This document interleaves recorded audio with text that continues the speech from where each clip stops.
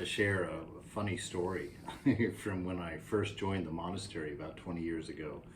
And Swami Prabhupada was having me study this scriptural text called the Vedanta Sara, which kind of outlines the fundamentals of the Vedanta.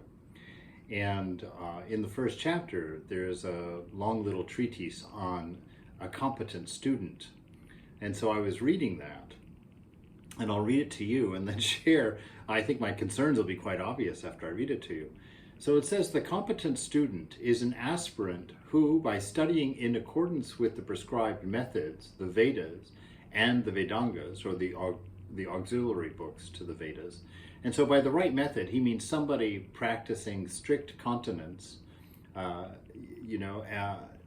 who is infallible in their knowledge and practicing of the scriptures and their self-control in daily life. So that's one of the first requirements for a competent student, is to be fully celibate and to be perfect in your knowledge of the scriptures and your daily conduct.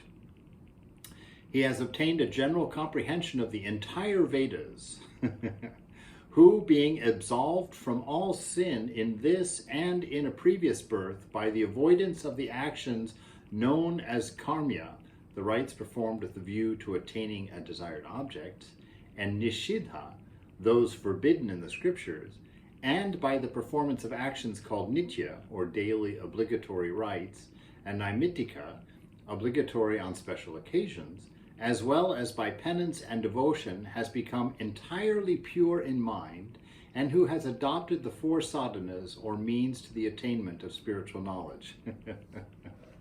All right. So I went to Swami Prabhupada after reading that. I was greatly concerned because I was like, these are the requirements of a competent student.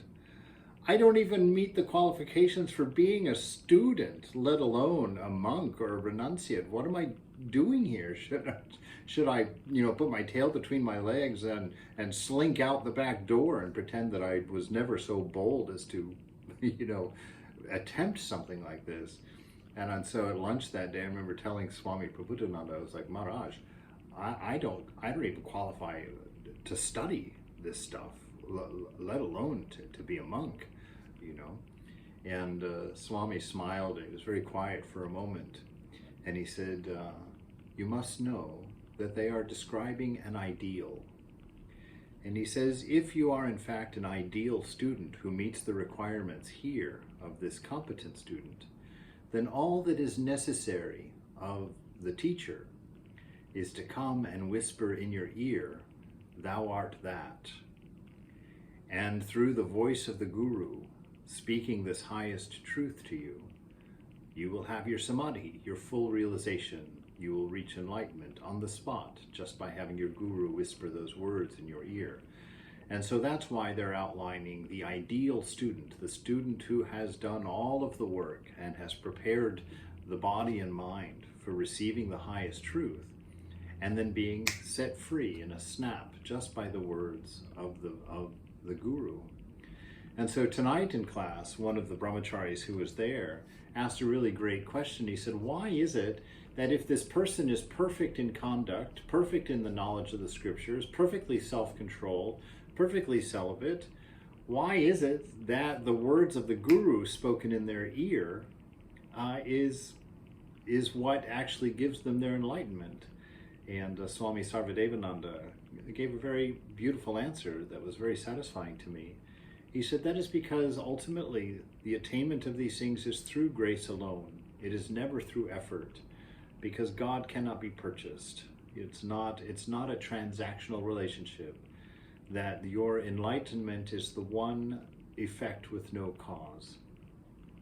And so it is this transmission of this freedom through the words of the Guru to the student that is that act of grace that sets the student free, and thereby discounting the idea of being able to buy God through behavior or through some transactional mercantile effect, as it were. But I laughed tonight when we were talking about this and remembering that time when I was greatly concerned at the beginning that I didn't even qualify as a student. I was like, my gosh, if I don't even qualify for a student, where do I begin if I don't begin as a student?